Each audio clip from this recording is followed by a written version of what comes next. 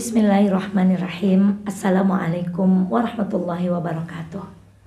Pendengar Radio Purnama Sidi dimanapun berada, semoga Allah selalu menjaga kita, memberikan hidayah kepada kita, memberikan lisan kita tuntunan, mata kita tuntunan, telinga kita tuntunan untuk selalu tunduk, melihat, berbicara, mendengar sesuatu yang hanya dicintai oleh Allah Subhanahu wa Ta'ala.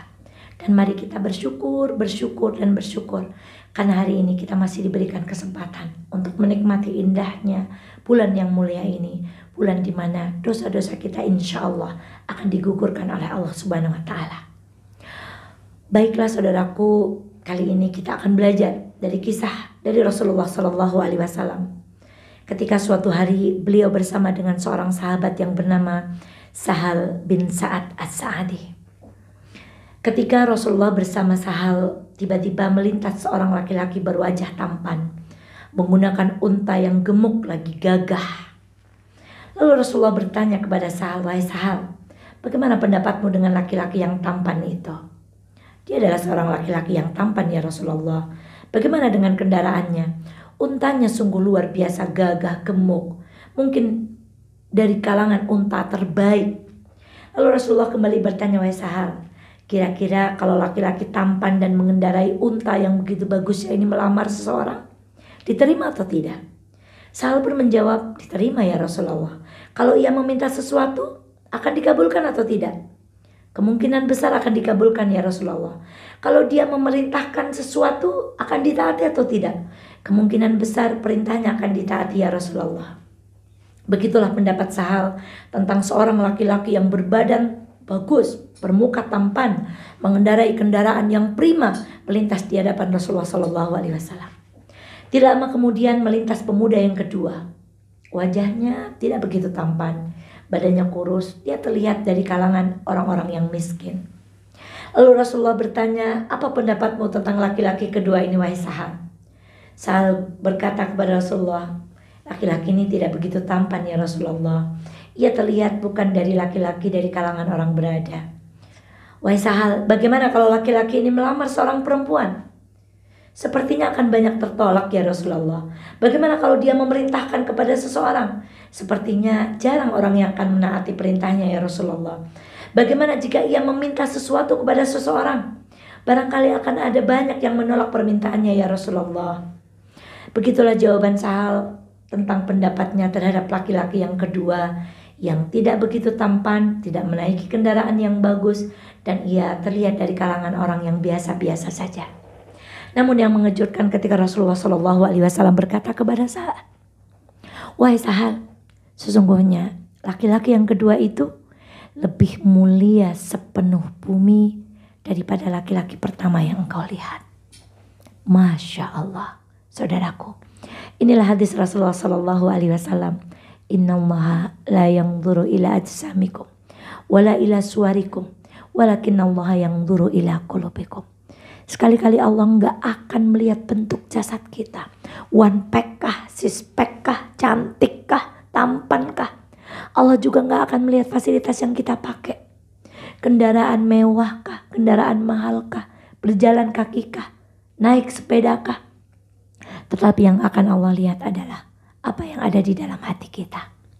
Maka tidakkah kita lupa bahwa Rasulullah pernah memiliki sahabat yang luar biasa, Abdullah bin Mas'ud. Ketika ia hendak bersiwak, lalu ia menaiki sebuah kayu, betisnya tersingkap. Para sahabat tertawa karena melihat betis Ibnu Mas'ud yang begitu kecil. Namun Rasulullah menegur mereka, "Tidakkah kalian tahu betis Ibnu Mas'ud yang kecil itu kelak di mizan lebih berat timbangannya daripada gugusan gunung Uhud yang kalian lihat?" Mengapa saudaraku?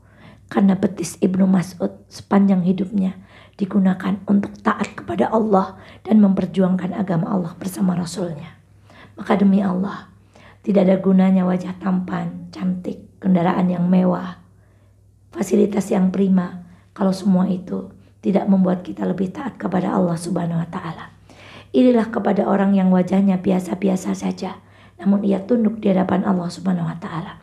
Irilah kepada orang yang menaiki kendaraan yang biasa-biasa saja, tapi kendaraannya ia bawa untuk beribadah kepada Allah.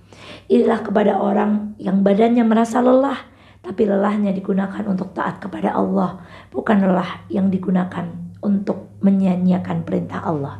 Maka saudaraku, pastikan tangan kita, kaki kita langkahkan untuk Allah. Kita langkahkan untuk taat kepada Allah. Mata kita, telinga kita, lisan kita gunakan untuk melihat, mendengar, berucap hanya kepada sesuatu yang dicintai oleh Allah Subhanahu wa taala. Karena itulah yang bernilai. Jasad yang bernilai di sisi Allah adalah jasad yang digunakan untuk taat kepada Allah.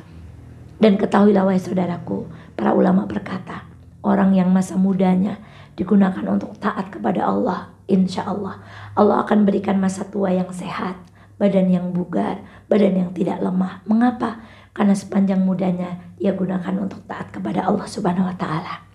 Saudaraku yang dirahmati oleh Allah, gunakan badan kita sepanjang bulan Ramadan ini hanya untuk ketaatan kepada Allah. Jangan biarkan mata kita menikmati tontonan yang tidak baik. Jangan biarkan telinga kita mendengarkan ucapan yang tidak baik. Jangan biarkan tangan kita menyentuh barang-barang yang tidak baik. Jangan biarkan kaki kita, kendaraan kita langkahkan, kita jalankan ke tempat-tempat yang tidak dicintai oleh Allah Subhanahu wa taala. Datangilah masjid, datangilah majelis ilmu. Lihatlah ceramah-ceramah dari guru-guru kita, asatidz kita. Dengarkanlah nasihat-nasihat dari para ulama. Belajarlah dari siapapun. Carilah nafkah dengan yang halal. Carilah sesuatu dengan cara yang baik. Semoga Allah ridho kepada jasad kita. Mulia ketika muda, sehat di usia tua. Insya Allah kembali kepada Allah dalam keadaan husnul khatimah.